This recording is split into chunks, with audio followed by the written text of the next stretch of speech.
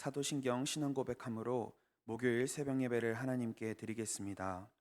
전능하사 천지를 만드신 하나님 아버지를 내가 믿사오며 그 외아들 우리 주 예수 그리스도를 믿사오니 이는 성령으로 잉태하사 동정녀 마리아에게 나시고 본디오 빌라도에게 고난을 받으사 십자가에 못 박혀 죽으시고 장사한 지 사흘 만에 죽은 자 가운데서 다시 살아나시며 하늘에 오르사 전능하신 하나님 우편에 앉아 계시다가 저리로서 산자와 죽은 자를 심판하러 오시리라. 성령을 믿사오며 거룩한 공예와 성도가 서로 교통하는 것과 죄를 사하여 주시는 것과 몸이 다시 사는 것과 영원히 사는 것을 믿사옵나이다. 아멘. 오늘 우리에게 주시는 하나님의 말씀은 사도행전 20장 13절에서 24절 말씀입니다. 신약성경 223페이지에 있는 사도행전 20장 13절에서 24절 말씀 다 찾으셨으면 함께 읽도록 하겠습니다. 시작. 우리는 앞서 배를 타고 아수에서 바울을 태우려고 그리로 가니 이는 바울이 걸어서 가고자 하여 그렇게 정하여 준 것이라. 바울이 아수에서 우리를 만나니 우리가 배 태우고 미둘레네로 가서 거기서 떠나 이튿날 기오 앞에 오고 그 이튿날 사모에 들리고 또 그 다음날 밀레도에 이르니라. 바울이 아시아에서 지체하지 않기 위하여 에베소를 지나 배 타고 가기로 작정하였으니 이는 될 수 있는 대로 오순절 안에 예루살렘에 이르려고 급히 가미러라. 바울이 밀레도에서 사람을 에베소로 보내어 교회 장로들을 청하니 오매 그들에게 말하되 아시아에 들어온 첫날부터 지금까지 내가 항상 여러분 가운데서 어떻게 행하였는지를 여러분도 아는 바니 곧 모든 겸손과 눈물이며 유대인의 관계로 말미암아 당하는 시험을 참고 주를 섬긴 것과 유익한 것은 무엇이든지 공중 앞에서나 각 집에서나 거리낌 없이 여러분에게 전하여 가르치고 유대인과 헬라인들에게 하나님께 대한 회개와 우리 주 예수 그리스도께 대한 믿음을 증언한 것이라. 보라, 이제 나는 성령에 매여 예루살렘으로 가는데 거기서 무슨 일을 당하는지 알지 못하노라. 오직 성령이 각 성에서 내게 증언하여 결박과 환난이 나를 기다린다 하시나 내가 달려갈 길과 주 예수께 받은 사명 곧 하나님의 은혜의 복음을 증언하는 일을 마치려 하면은 나의 생명조차 조금도 귀한 것으로 여기지 아니하노라. 아멘. 오늘도 주의 말씀을 통해 깨닫는 은혜가 우리 모두에게 있을 줄 믿습니다. 오늘 본문 말씀 속 바울은 제3차 전도 여행길에 있습니다.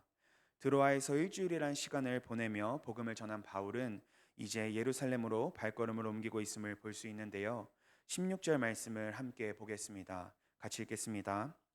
바울이 아시아에서 지체하지 않기 위하여 에베소를 지나 배 타고 가기로 작정하였으니 이는 될 수 있는 대로 오순절 안에 예루살렘에 이르려고 급히 가미러라. 아멘.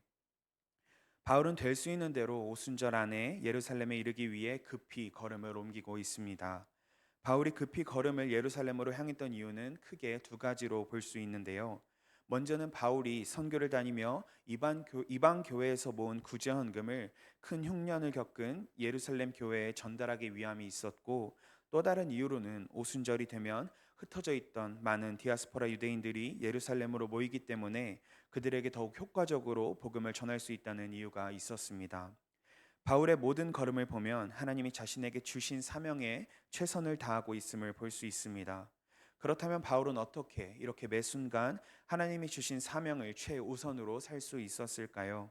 오늘 말씀을 통해 바울이 어떻게 하나님이 주신 사명을 최우선으로 살아갔는지를 알아보고자 합니다. 먼저 오늘 본문의 첫 말씀인 13절 말씀을 함께 읽도록 하겠습니다. 13절입니다. 우리는 앞서 배를 타고 아소에서 바울을 태우려고 그리로 가니 이는 바울이 걸어서 가고자 하여 그렇게 정하여 준 것이라. 아멘.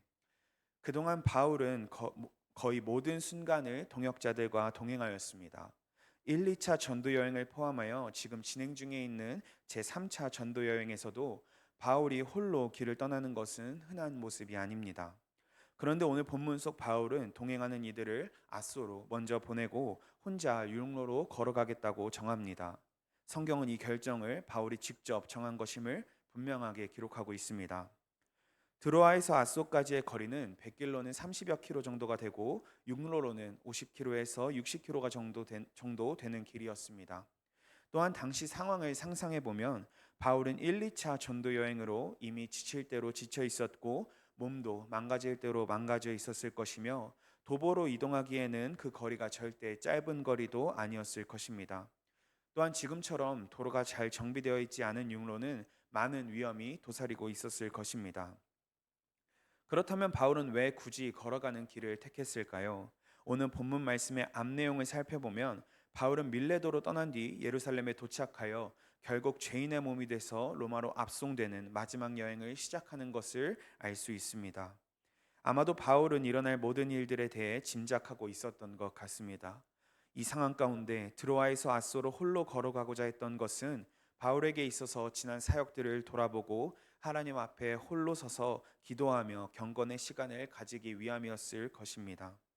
물론 배를 타고 동역자들과 함께 한다고 해서 하나님과 독대하고 기도하며 경건의 시간을 가지지 못하는 것은 아닙니다. 그러나 바울은 앞으로 자신이 감당해야 할 사명들을 위해 육체의 편안함을 선택하기보다는 더 힘들고 더 어려운 길일지 모르지만 그 가운데 정말 온전히 하나님과 일대일로 독대하며 만나는 시간을 선택한 것입니다.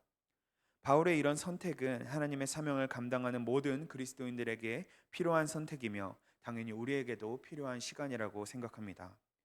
지난 몇 주간 교회는 많은 여름 사역들을 감당하기 위해 모이기에 힘쓰고 동역하며 함께 기도하였습니다. 그리고 우리는 그 여름 사역들을 통하여 동역자들과 함께하며 얻는 기쁨과 유익도 크게 누렸습니다. 그렇다면 여름 사역이 마무리되어가는 이 시점에 그동안 우리가 동역자들과 함께하는 사역을 감당하고 이루어 왔다면 이제는 각자의 자리에서 지난 사역들을 돌아보며 나에게 주시는 하나님의 말씀과 사명에 다시 한번 귀를 기울이는 시간이 꼭 필요하다는 것입니다. 그런 시간들을 통하여 나의 믿음을 점검하고 다시 내가 나아가야 할 사명을 찾아야 하는 것입니다. 그러나 이 말이 사람들을 다 떠나고 동역자들을 멀리하고 교회도 나오지 않고 독방에서 홀로 하나님을 찾으란 말일까요? 절대 아니겠죠. 그 가운데에서도 그 시간은 언제나 우리에게 존재하고 있습니다. 언제일까요? 바로 이 새벽을 깨우는 이 시간입니다. 하나님 앞에 새벽을 깨우며 고요히 나아가 주의 말씀을 묵상하고 내게 주시는 그 사명에 귀를 기울일 때 우리는 성령 충만함의 은혜를 누리게 될 줄 믿습니다. 그렇게 하나님과의 1대1의 시간을 보낸 바울은 더 분명한 하나님의 계획을 알게 됩니다. 그리고 16절 말씀을 보면 바울은 아시아에서 시간을 지체하지 않고 배를 타고 에베소를 지나갑니다. 그냥 지나칠 수도 있는 구절이지만 바울에게 아시아란 지역은 각별했던 곳입니다. 바울이 복음을 전하기에 가장 열망했던 곳이며 가장 큰 열매인 에베소 교회가 있는 곳이기도 합니다. 그런 에베소가 있는 아시아를 지나치기에 바울은 아쉬운 마음이 들었을지 모릅니다. 인간적인 마음으로는 에베소 교회 성도들과 교회가 그립고 함께 교제하며 시간을 보내고 싶었을지도 모릅니다. 그러나 바울은 자신의 감정을 따르지 않습니다. 주신 사명의 시간을 지체하지 않습니다. 하나님과 독대하며 마음에 새긴 하나님의 사명을 우선으로 나아갑니다. 17절 이하의 말씀을 보면 바울은 에베소를 지나 에베소에서 가장 가까운 항구인 밀레도로 에베소 교회의 장로들을 호출합니다. 그리고 그들에게 마지막 고별 설교를 전하는데 어떤 내용입니까? 내가 그동안 전한 것들을 잊지 말고 주를 섬기라는 것입니다. 믿음을 굳게 지키라는 말씀입니다. 그리고 22절과 20 말씀을 살펴보시면 바울은 이렇게 고백합니다. 함께 읽도록 하겠습니다. 보라, 이제 나는 성령에 매여 예루살렘으로 가는데 거기서 무슨 일을 당할는지 알지 못하노라. 오직 성령이 각 성에서 내게 증언하여 결박과 환난이 나를 기다린다 하시나. 아멘. 바울은 자신의 사명을 분명히 알았습니다. 무엇을 통해 알았습니까? 성령을 통해 알았습니다. 이 또한 자신의 감정이나 판단이 아니었습니다. 오늘 본문 22절과 23절에서 반복되는 것은 성령이 바울을 주장하고 있다는 것입니다. 바울 안에 충만한 성령이 이끄시는 대로 바울은 결박과 환난이 기다린다 하지만 그곳을 향해 나아갑니다. 그리고 24절 우리가 잘 알고 있는 유명한 고백을 남깁니다. 우리 24절 말씀 함께 보겠습니다.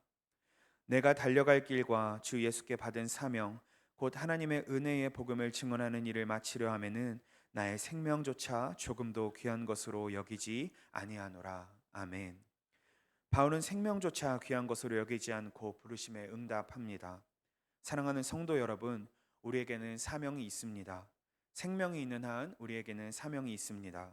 그리고 그 사명을 넉넉히 감당하기 위해서는 드로아에서 아소까지 육로로 걸으며 하나님과 깊은 시간을 가졌던 바울처럼 하나님과 독대하는 깊은 시간이 우리에게도 필요한 줄 믿습니다. 여러분, 바울 또한 사람이었습니다. 바울이라고 해서 사랑하는 이들을 보고 싶은 마음도 없고 육체의 편안함도 필요 없는 그런 로봇이 아니었습니다.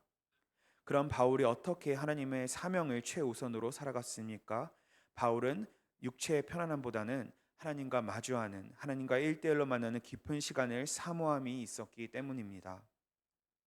그리고 그 시간을 가졌던 바울은 그 시간을 통해 성령 충만함을 얻고 그 성령 충만함으로 하나님의 사명을 위해 자신의 목숨조차 아끼지 않는 믿음의 선조가 된 줄 믿습니다.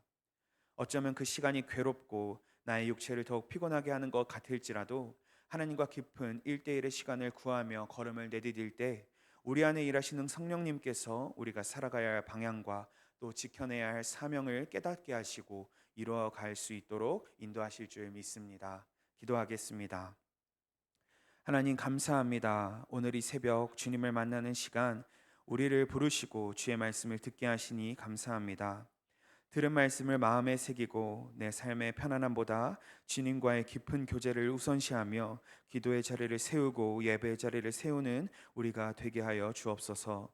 받은 말씀을 기억하며 하루를 시작합니다. 오늘도 주님과 동행하는 하루가 되게 하시고 그리스도인으로서 주어진 삶의 모든 순간을 살아가는 우리가 되게 하실 줄 믿습니다.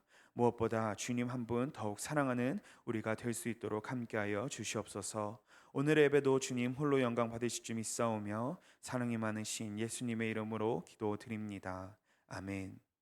하늘에 계신 우리 아버지여, 이름이 거룩히 여김을 받으시오며 나라가 임하옵시며 뜻이 하늘에서 이루어진 것 같이 땅에서도 이루어지이다. 오늘 우리에게 일용할 양식을 주옵시고 우리가 우리에게 죄 지은 자를 사하여 준 것 같이 우리 죄를 사하여 주옵시고 우리를 시험에 들게 하지 마옵시고 다만 악에서 구하시옵소서. 대개 나라와 권세와 영광이 아버지께 영원히 있사옵나이다. 아멘. 우리 이 시간 오늘 말씀을 붙잡고 기도하겠습니다. 먼저 오늘 말씀을 기억하며 주님과 독대하며 깊은 교제 속에 주신 사명 다시 한번 잘 감당하길 원합니다. 그 사명 잘 감당할 수 있는 성령 충만함 허락하여 달라고 기도하고 곧 있을 청년부터 필리핀 단기 선교 가운데 함께 하셔서 그 모든 일정이 하나님의 은혜 가운데 잘 진행되게 하여 달라고 기도하도록 하겠습니다. 다 같이 기도하겠습니다.